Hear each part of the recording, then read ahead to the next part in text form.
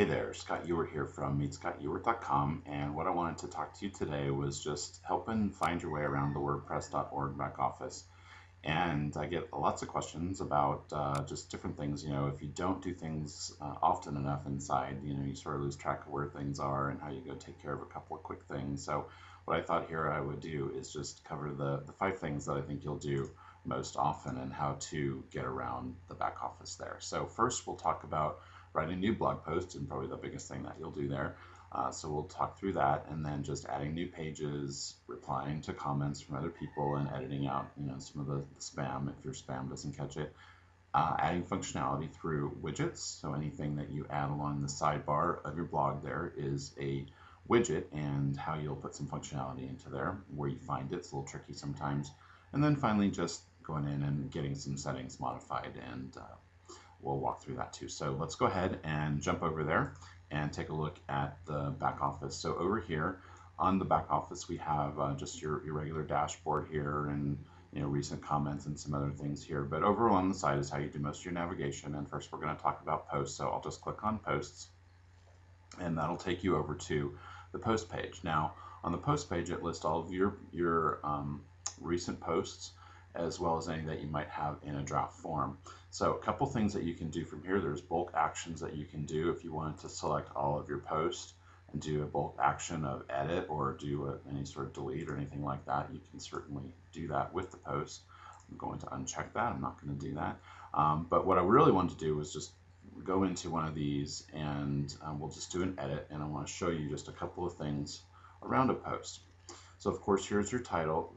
First here, this is your permalink, what's called your permalink, and how you're going to refer to this blog post. So if you want to pass a link, provide a link to somebody, this should either contain your keyword or something that's easy for people to find. So that's what you'll do there. This is of course where you publish your posts. Once they're ready, you can also save as a draft as you're working on new ones, and edit it until you're ready to finally publish it. And that button will say there. Categories, very important to make sure that you have categories set up on your blog and that you put your posts into categories. So the categories should represent what your blog is about. Make sure that those are there, and you check that. And then post tags. And these are just tags that you can see here. I'll pull up the most used tags from my blog, and I could just very easily come in here and say I want to use entrepreneur as part of a tag. And a tag is just a way that you can sort things. People can also find them that way through Google searches, so it's pretty powerful. The other thing I want to bring up here is the excerpts. Depending on your theme, the excerpt is the first 3 or 4 sentences of your blog, and it's also the summary. So make sure that you fill that in, because all it is really is taking the first part of your content here and putting it into the excerpt. The other thing that's very important to do with every time, make sure that allow comments are on. So make sure that you have that set as your default.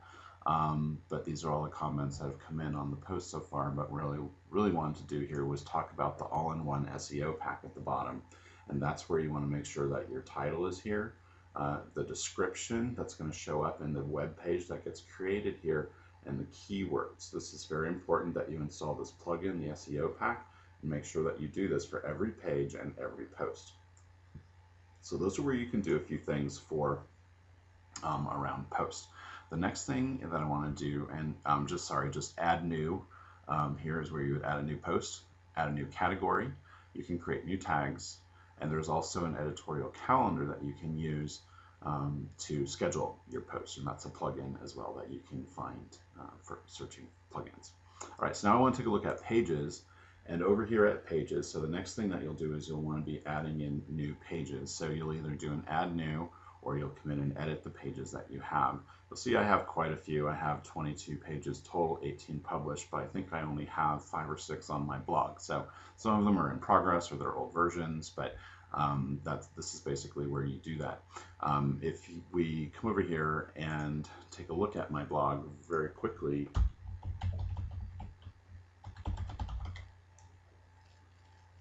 you'll see that these are my categories here, and how they show up. But my pages are the ones that are up here at the top, and those are how people sort of navigate the main parts of the blog. So if you wanted to add more up there, you would do an add new page, and that would show up in your navigation. So what I do want to do though is show you, maybe I'll just pop down to my About page and click on that. So once you're either adding a new page or you are here and editing your page, there's a couple things to remember. One, this also has a permalink like I showed you for posts, so make sure that that is set. You can draft your pages here as well, publish them when they're ready, keep them private through this option here. The other thing is that's very important around navigation is the page attributes. So make sure that you have an order set, because this is going to determine which order they appear right up here, okay? And the other thing to remember is that exclude pages. There is a plugin that you can use called Include Pages, and we'll go double check that name in a second, but this just makes sure that it includes your list in the pages. You may want to have a page that you can send somebody to, but you don't want it in your main navigation. You just want it to sort of be a hidden page. So that's how you would do that. Just click on that and it would exclude the page there.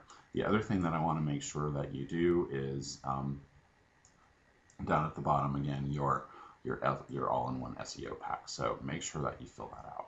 Okay, the next thing is, so you would publish that and then check where your page turns out. If you're adding a new page, make sure it's in the right order, everything looks good. Of course, always check your work that you've produced there. Next I want to do is comments. So we'll just take a look over here at comments. So a couple of things, make sure that you have your spam plugin turned on and activated so it cleans a lot of the spam up.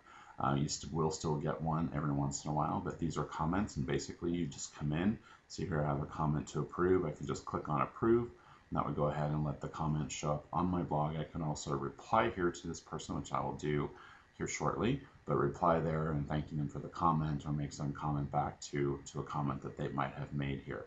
And that's how you can monitor the comments that you have around your blog post. So everything that shows up here.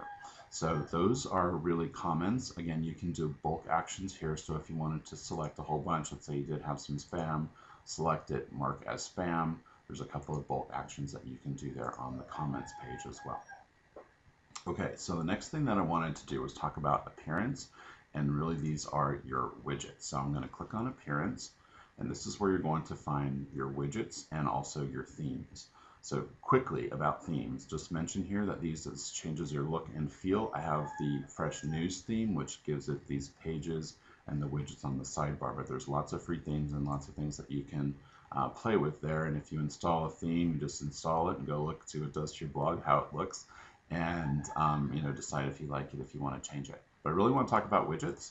And with widgets, they're really just taking away that you can either have some predefined widgets such as archives or a calendar, or you can create your own by using something called the text field here. So what I want to do is just show you quickly how you would add a new widget to the side. And I could just take this text over here and drop it in over at the side, and you'll see it drops this little window open. And what I want to do is just show you that if you may have an autoresponder that has some code, it says if you want to put any sort of code, HTML code on your website, this is how you would do that, just by selecting that code, coming back over to that text box and putting the code in there, just pasting it in and saving it, and then that way all of a sudden you have a brand new widget that executes this code. So that's how you can, I'm going to just close that because I don't want to save it, but that's how you can add new functionality here to your code, and you'll either have a widget you can drag, or like I said, you'll paste some code in there.